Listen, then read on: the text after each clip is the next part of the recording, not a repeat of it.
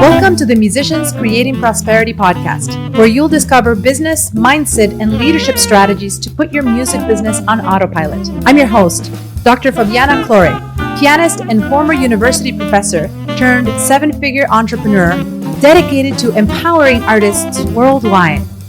Whether you're a seasoned musician or other creative entrepreneur, this podcast is your guide to financial, artistic, and lifestyle freedom. Let's dive in.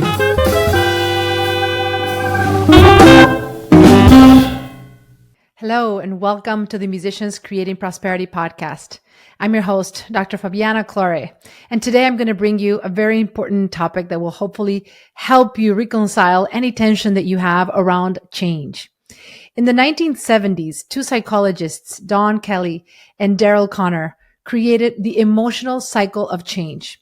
And this was basically a framework that allowed them to explain how people react to change and what are the different psychological phases that we tend to go through when creating something new and changing things in our lives, in our businesses, in any area of our lives. And this is really something that I've experienced firsthand, not only personally, but also seeing the work that I do with first piano students when I was teaching music for many years, over 2.5 decades of teaching piano lessons. I saw this unfold in the process of working with students as a one-on-one piano teacher, and then eventually going through teaching in academia, teaching at universities, working with musicians, helping them first learn piano, where I taught piano at universities, and then eventually teaching music business. This cycle kept coming up over and over again. And now that I work with musicians all around the world and helping them build their businesses, yet again, I'm seeing this cycle come through. So when I discovered this framework, I became very excited because finally everything made sense. And I want to share with you today in this podcast how I've given it my own lens as a musician and an entrepreneur, and how I've seen this unfold from the lens of an artist. This is a really important framework because when you understand this and you can see this applied with the work that you do with your students and even in your own behaviors in your business, it will give you hope that actually things can be changed and that every stage of the process is something that you'll be able to develop mastery on and not feel surprised that you're feeling this way.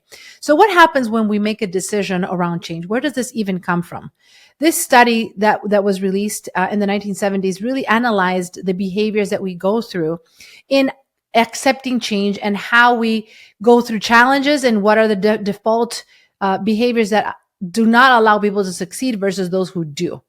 There's a reason why if you've ever felt this tendency to give up on things when they get hard and to start something new, it's very typical because here's how the cycle goes.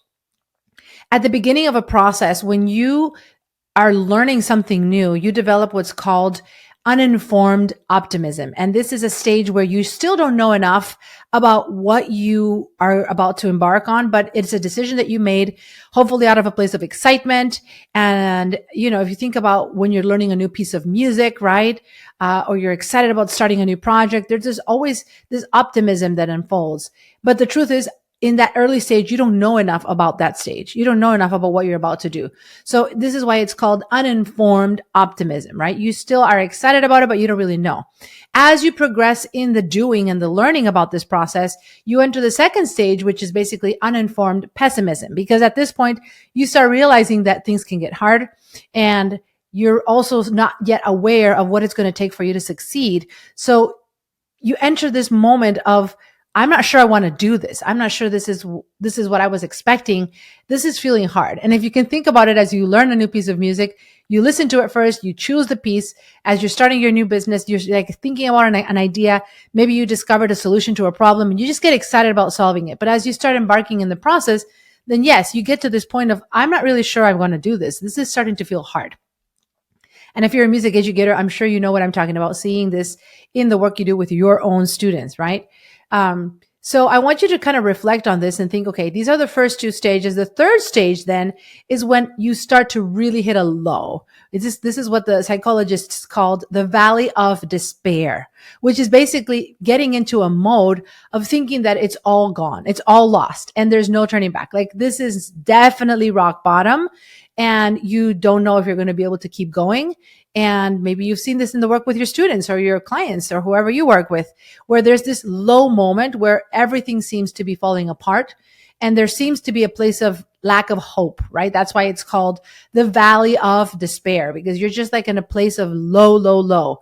And so what happens is when you reach this point, when most people reach this point, they get to the place where they're ready to leave the project, to quit, to let go of what they were trying to do.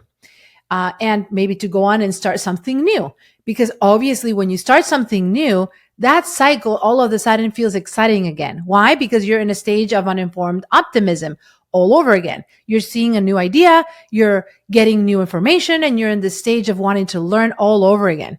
And so the problem with this is that when you continuously give up on things when they get hard and start new things when they become new and exciting, guess what's going to happen after you start something new? You're going to get to the next stage again of uninformed pessimism, and then to the stage 3 of valley of despair. And what's going to happen if you continue behaving in this way is that you're going to let go and you're going to want to start something else over and over and over again. So what these psychologists understood in this process is that what gets people to continuously avoiding the challenges and not wanting to push through is this tendency to quit at stage 3. To quit what they were doing because it felt really hard and to start something new. And then when they get to stage 3 again and that new thing, they quit that and then they start something new. And so this is why you may have found yourself perhaps in periods of your lives where you are continuously starting new things, but not finishing them up because it gets hard, right? Or you may have seen this behavior in the people you support and the people you guide. So it's important that you are able not just to be aware that this is something that exists, that's been studied, that it has already been, scientifically documented, if you will, around this type of behavior, but that you know what to do about it and how to turn things around when you get to that stage 3 of valley of despair, right? So after the valley of despair, we have what stage 4 is called the informed optimism, which is essentially getting now to the place where you're starting to understand what it's going to take to succeed.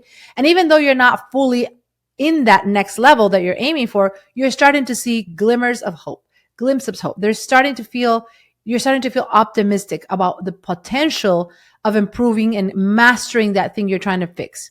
And of course, at this point, you are not uninformed anymore. You have some knowledge. You've built some skills.